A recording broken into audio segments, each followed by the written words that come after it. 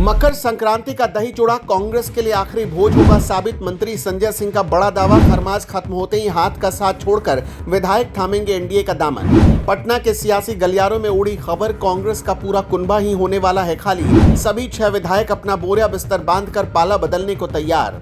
कांग्रेस के विधायकों की रहस्यमयी चुप्पी ने महागठबंधन की धड़कनें बढ़ाई। बिहार कांग्रेस के लिए खतरे की घंटी बजी। शुभ मुहूर्त आते ही विपक्षी खेमे में होगी अब तक की सबसे बड़ी सेंधमारी।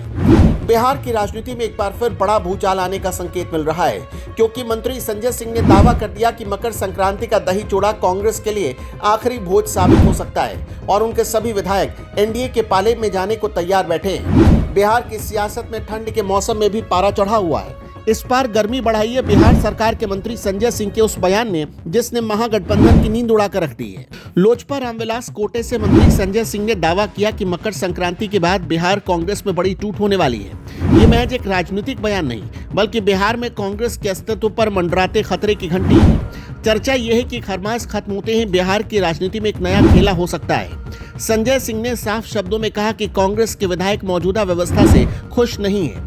उनका दावा है कि कांग्रेस के सभी 6 विधायक एनडीए के नेताओं के संपर्क में हैं और वो सिर्फ शुभ मुहूर्त का इंतजार कर रहे हैं। हिंदू धर्म में खरमास के दौरान कोई भी शुभ काम नहीं किया जाता, इसलिए मकर संक्रांति के बाद दल बदल का ये बड़ा खेल देखने को मिल सकता है। अगर संजय सिंह का दावा सही साबित होता है तो बिहार में विपक्षी एकता के लिए अब तक का सबसे बड़ा झटका होगा। बिहार विधानसभा में कांग्रेस के पास फिलहाल 6 विधायक हैं। अगर इनमें से आधे या पूरे विधायक पाला बदल लेते हैं तो कांग्रेस का संगठन पूरी तरह बिखर जाएगा। राजनीतिक विश्लेषकों का मानना है कि विधायकों के जाने से कांग्रेस न सिर्फ संख्या बल में कमजोर होगी, बल्कि महागठबंधन के भीतर उनकी मोल भाव करने की क्षमता भी खत्म हो जाएगी।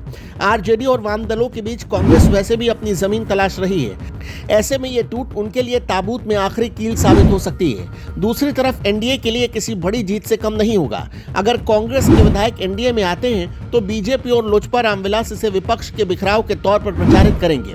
इससे जनता के बीच ये संदेश जाएगा कि विपक्ष के पास न तो नेता है और न ही नीति।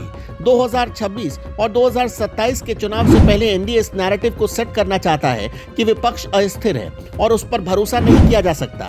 फिलहाल कांग्रेस के नेताओं ने इन दावों को खारिज किया है और इसे मनोवैज्ञानिक दबाव बनाने की कोशिश बताई है। लेकिन सबसे बड़ी चिंता की बात तो ये है कि जिन विधायकों के नाम की चर्चा है, उन्होंने अभी तक इसका कोई खंडन नहीं किया।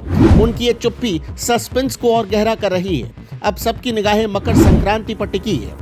देखना दिलचस्प होगा कि दही चूड़ा भोज के बाद बिहार की राजनीति कौन सा करवट लेती है। क्या सचमुच कांग्रेस मुक्त बिहार की तरफ कदम बढ़ा दिया जाएगा, या फिर ये दावा सिर्फ सियासी बयानबाजी बनकर रहेगा? आपको क्या लगता है? आपके जो भी विचार हों हमें कमेंट में जरूर बताइएगा।